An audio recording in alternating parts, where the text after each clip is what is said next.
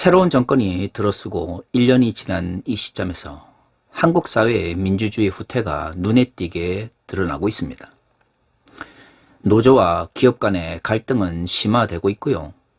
또한 그 갈등을 어떻게 하든지 해결하고 또한 중재해야 될 정부는 이를 지켜만 보고 있습니다. 아니, 어떤 측면에서는 양자의 갈등을 부추김으로써 공권력을 통하여 노동자들을 억압하는 방향으로 나아가려고 하는 것 같습니다. 얼마 전에는 이미 한국 사회에서 사라졌다고 믿었던 체류탄과 다양한 형태의 집회 해산의 폭력적인 도구들이 다시금 21세기에 나타나는 비극적인 현실을 보고 있습니다. 참으로 안타까운 일입니다. 어디서부터 잘못되었는지, 왜 한국 사회가 21세기도 20년이나 전 이 시점에서 이렇게 후퇴를 경험해야 되는지 제 자신에게도 끊임없이 물어보고 있습니다. 사실 지난 1년 동안 다양한 정치적 변화 속에서도 사람들마다 다양한 평가를 내릴 수 있을 것입니다. 하지만 사회적 약자들과 소수자들의 인권이 지난 1년 동안 그 이전보다 더 나아졌는지, 그들의 삶에 대한 언론의 관심이 이전보다 더 높아졌는지를 질문한다면 대부분의 사람들은 그렇지 않다라고 대답할 것입니다. 단순히 윤석열 대통령에 대한 지지도나 인기도가 높으냐 낮으냐의 문제가 아니라 한국 사회 전반에 보이는 퇴보와 후퇴 조짐들이 심상치 않은 것이죠. 많은 이들이 경제적인 문제에만 관심을 가지지만 한 사회의 발전은 단순히 돈을 얼마나 많이 버느냐가 아니라 문화적 측면에서나 정치적 측면에서 그 사회 구성원들이 어떤 의식을 가지고 있고 또한 그 사회를 주도해 나가는 엘리트들이 어떤 관점 속에서 세상을 바라보느냐가 더 중요합니다. 많은 이들이 한국의 문화를 이야기하고 K컬처의 경제적인 문제를 이야기하지만 사실 그러한 것들도 한국 사회의 발전과 맞물려 있는 것이죠. 그 이전에는 문화적 측면에서 뛰어났던 사람들이 없었겠습니까? 왜 21세기 들어서 K컬처니 한국 문화가 세계화의 길을 가고 있겠습니까? 그것은 한국 사회의 발전, 특히 정치적 측면에서의 발전이 문화적 발전을 견인하고 있기 때문입니다. 하지만 한 가지 궁금한 점이 있습니다. 대통령이 공적 영역에서 수없이 많이 자유에 대해서 이야기하고 강조함에도 불구하고 정작 한국 사회의 자유 지수는 그렇게 높아지고 있지 않습니다. 얼마 전에 일어났던 사건들을 보십시오. MBC에 대한 수사라든가 현 정권에 대해 비판적인 목소리를 내는 언론에 대하여 무력 진압뿐만 아니라 다양한 검찰력을 사용해서 억압하는 방식들은 한국 사회의 언론의 자유가 훼손되고 있다는 것을 분명하게 보여주고 있습니다. 누구보다도 자유를 이야기하는 대통령의 통치 아래에서 언론과 다양한 정치적 자유가 억압받고 있는 것이죠. 정말로 아이러니가 아닐 수 없습니다. 도대체 왜 이러한 현상들이 오늘날 2023년 한국 사회를 지배하고 있는 것일까요? 사실 윤석열 대통령이나 새로운 정권이 정치적 측면에서 그리고 공적 영역에서 다양한 문제들을 일으키고 있기 때문에 이러한 지도자의 이중적 모습이 이상하고 또한 충격적으로 다가올 수 있습니다. 그러나 이러한 지도자들의 이중적 모습은 정치적 영역뿐만 아니라 종교적 영역에서도 똑같이 나타납니다. 마치 정치 지도자가 자기 자신은 자유에 대한 확신이 없으면서 또한 자유를 확장하기 위한 노력도 하지 않으면서 입술로만 끊임없이 자유를 외치는 것처럼 종교적 영역에서도 많은 종교 지도자들이 진리를 이야기하고 복음을 강조하지만 정작 본인들은 그것을 믿지 않고 또한 믿지 않기 때문에 그렇게 살아가지 않는 모습들이 많이 나타나고 있습니다. 종교적 영역과 정치적 영역이라고 하는 두 영역의 특성이 다르기 때문에 우리들 눈에는 그것이 다른 것처럼 보이지만 두 영역에서 왜곡된 현상을 이끌어내는 기제를 살펴보면 양자가 큰 차이가 없다라는 것을 알 수가 있는 것이죠.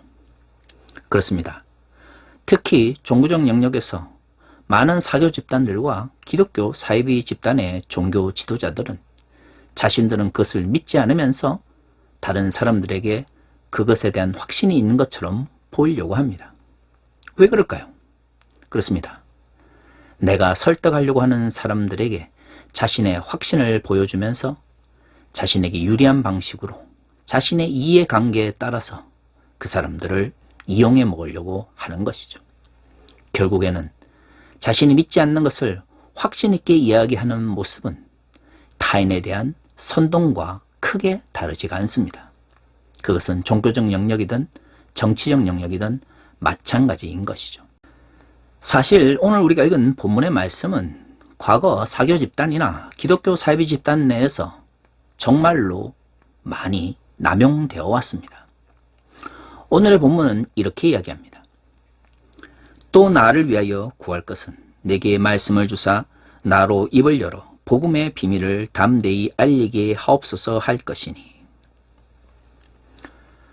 많은 기독교 사이비 집단의 종교 지도자들이 이 복음의 비밀이라는 단어를 마치 자기 자신만이 소유하고 있는 소유물처럼 왜곡시켜 버렸던 것이죠. 오늘의 본문만을 보면 복음의 비밀이라고 하는 것이 바울만 알고 있는 뭔가 특별한 것처럼 여겨집니다. 하지만 오늘 우리가 읽은 본문의 말씀은 에베소서 6장 전체의 말씀과 연결되어 있습니다. 바울이 에베소 교회에 마지막 인사를 남기기 전에 바울이 지금까지 에베소 교회에서 말했던 것에 대해서 정리하기 위하여 오늘의 본문의 말씀이 있는 것이죠.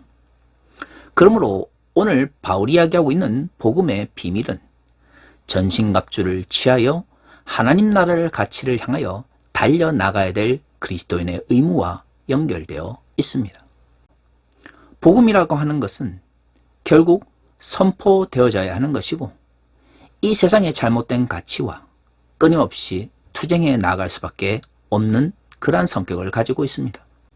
복음이 선포되어지고 끊임없이 하나님 나라의 가치에 반대하는 잘못된 가치와 투쟁해 나아가야 되는 그러한 성격을 가지고 있음을 바울이 복음의 비밀이라는 말로 표현하고 있는 것이죠. 그렇습니다. 복음은 우리에게서부터 난 것이 아닙니다. 그래서 복음을 듣는다고 다 믿는 것이 아니죠. 복음을 듣고 복음을 믿는 것은 하나님의 은혜의 결과입니다. 그런데 이렇게 하나님의 은혜로 주어진 복음은 또한 하나님의 은혜로만이 다른 사람들에게 선포되어질 수 있는 것이죠.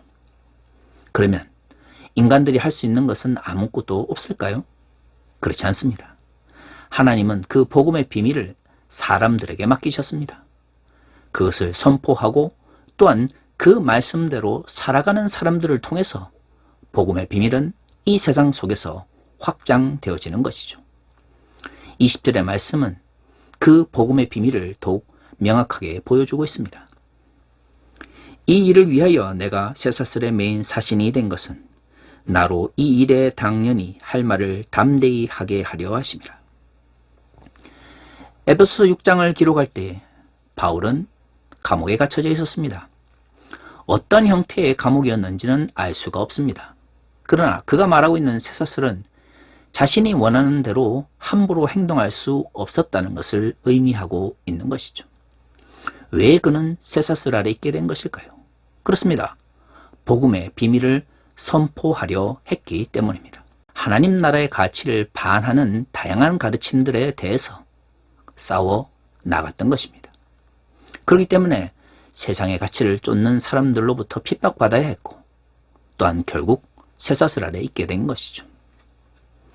복음의 비밀을 외치며 그것을 실천했던 바울의 삶의 결과로서 그는 쇠사슬에 있게 된 것입니다. 복음은 단순히 입술로서 떠벌린다고 사람들에게 믿게 되어지는 것이 아닙니다. 복음의 비밀은 그것을 위하여 살아가는 사람들, 때로는 그걸 위하여 핍박받는 사람들, 때로는 그것을 위하여 쇠사슬 아래 놓을 것을 알고 실천하는 사람들에 의해서 확장되어지는 것이죠. 하지만 사교 집단이나 기독교 사이비 집단의 종교 지도자들은 그들이 떠벌리는 것을 실천하거나 또한 우리의 삶 가운데서 실현하려 하지 않습니다. 오로지 그들은 자신이 믿고 있는 것처럼, 자신이 확신하고 있는 것처럼 다른 사람들에게 설득하려고 함으로써 그들을 통하여 자신의 이익을 취하려고 하는 것이죠. 그것이 바로 선동입니다. 자신은 믿지 않고 확신하지 않으면서 타인에게 움직이게 하려고 하는 모든 언행들을 말하는 것이죠. 바울이 말하고 있는 복음의 비밀은 그런 사교 집단이나 기독교 사이비 집단의 종교 지도자들이 말하는 선동과는 아무런 관계가 없습니다. 하나님 나라의 가치를 선포하고 그것을 위하여 전신갑주를 입고 싸워 나가야 될 그리스도인의 의무를 말하는 것이며, 또한 그 복음의 비밀은 그것을 실천해 나아가는 사람들을 통하여 다른 사람들에게 전파되는 것이죠. 제가 작년에 제가 속해 있는 예장합동교단의 총회 재판국에 넘겨졌었습니다. 인천 새서망교회 그루밍 성폭력 피해자들과 피해 교인들을 돕다 보니 가해자들을 돕고 그들의 이익을 지키려고 하는 사람들과 목사들이 교권을 사용하여 저를 반기독교 사역자 2단으로 몰아갔기 때문입니다. 그때 주변에 저를 아끼는 이들이 많이 물어보셨습니다. 왜 아무런 이익이 되지 않는 일에 그렇게 2단으로 몰리면서까지 열심을 다하느냐고 말이죠. 제가 그때 했던 이야기는 단순했습니다. 독일에서 유학을 끝내고 귀국 후에 보수교단을 비롯하여 제가 속해 있는 교단에 대해서 다양한 비판적인 이야기들을 했습니다. 잘못된 교단의 억압으로 인하여 피해받는 사람들을 대변하고 싶었기 때문입니다. 그런데 정작 그렇게 비판했던 제가 저의 도움을 필요로 하는 사람들, 교단과 노예의 잘못으로 인하여 고통받고 있는 성도들의 그 눈물을 외면한다면 제가 선포하는, 그리고 앞으로 선포하게 될 다양한 메시지를 어느 누가 신뢰하겠습니까? 아무리 좋은 이야기나 아무리 비판적인 이야기를 한다 할지라도 내가 그것을 실천하지 않는다면 제가 주장하는 것들은 다른 사람들을 설득하거나 또한 힘을 얻을 수가 없게 되는 것입니다. 그것이 바로 복음의 비밀입니다. 진정 하나님 나라의 가치를 추구하는 사람들이라면 입술로서만 떠벌릴 것이 아니라 담대히 외쳐야 합니다. 왜 담대히 외쳐야 할까요? 그렇죠. 세상은 그 가치를 받아들이지 않기 때문입니다. 그러므로 내가 하나님의 말씀을 실천하면 실천할수록 나는 세속과 끊임없이 부딪힐 수밖에 없는 것이죠. 그 세상의 가치와 부딪히는 것을 두려워한다면 나는 담대히 하나님 나라의 가치를 선포할 수 없게 되는 것입니다. 이처럼 복음의 비밀은 많은 사람들을 모아 대형 교회를 이룬 목사들이나 유명인들을 통하여 선포되는 것이 아닙니다. 과거 한국교회 큰 교회를 만들고 초대형 교회를 만들었던 목사들, 그분들이 은퇴하시거나 돌아가시고 나서 10년쯤 지나고 나서 그분들의 이름이나 업적을 기억하는 사람이 누가 있습니까? 그 당시로는 하나님 나라의 복음을 이야기하고 하나님 나라의 가치를 이야기하지만 정작 자본주의의 가치나 마케팅을 사용하여 큰 성공을 이뤘던 분들이 많은 이들의 추종을 받고 존경을 받는 것처럼 보였는지 모르지만 사실 그것은 하나님 나라의 가치와는 아무런 상관관계가 없습니다. 성경 어디에 교회의 양적 성장과 초대형 교회를 만드는 것이 복음의 비밀이며 하나님 나라의 가치라고 말하고 있습니까? 시간이 지나고 나면 옥석이 가려지게 됩니다. 결국 새로운 그리스도인들에게 기억되는 이들은 초대형 교회를 만들거나 아니면 많은 사람들을 선동으로 몰아넣었던 종교 지도자가 아니라 하나님 나라의 복음을 그리고 그 비밀을 위하여 담대히 선포하며 살아갔던 사람들인 것이죠. 우리가 교회의 역사 속에서 기억하는 이들은 복음을 위하여 담대한 삶을 살아갔던 사람들입니다. 사랑하는 성도 여러분, 2023년 한국 사회의 역사적 후퇴를 그리고 시대적 퇴보를 경험하고 있습니다. 한국교회 역시 그 역사적 후퇴와 퇴보에서 자유롭지 못한 것이죠. 그러나 이러한 시대일수록 그리스도인들은 담대히 복음의 비밀을, 아니 복음이라고 하는 진리를 외칠 수 있어야 합니다. 단순히 많이 떠벌리는 것이 복음의 비밀을 담대히 선포하는 것이 아닙니다. 그렇게 실천하며 그렇게 실현하기 위하여 노력하는 삶의 모습이 있어야 하는 것이죠. 정치적 영역 속에서도 정치 지도자가 입술로서만 자유를 떠벌리면서 실질적으로 정치적, 사회적 자유를 억압하는 모습 속에서 우리는 실망하며 좌절감을 느낍니다. 그리고 그에 저항하려고 하는 것이죠. 종교적 영역은 크게 다를까요? 그렇지 않습니다. 복음의 비밀을 맡은 자들은 더더욱 그 복음의 비밀을 선포하고 담대히 그것을 지키기 위하여 노력하며 실천해 나가야 하는 것이죠. 복음의 비밀은 특별한 사람들만이 알고 있는 신비한 가르침이 아닙니다. 모든 사람들이 알고 있는 비밀인 것이죠. 그것은 바로 하나님 나라의 가치를 위하여 전신갑주를 입고 하나님 나라의 가치에 반하는 다양한 세계관들과 싸워 나가야 한다는 사실입니다. 잘못된 종교 지도자들과 정치 지도자들의 선동에 가까운 말에 넘어가서는 안 됩니다. 진정한 그리스도인들은 복음의 비밀을 담대히 말하며 그것을 위하여 쇠사슬 아래 놓이기를 결심하며 실천하는 사람들이기 때문입니다. 다 같이 기도하겠습니다.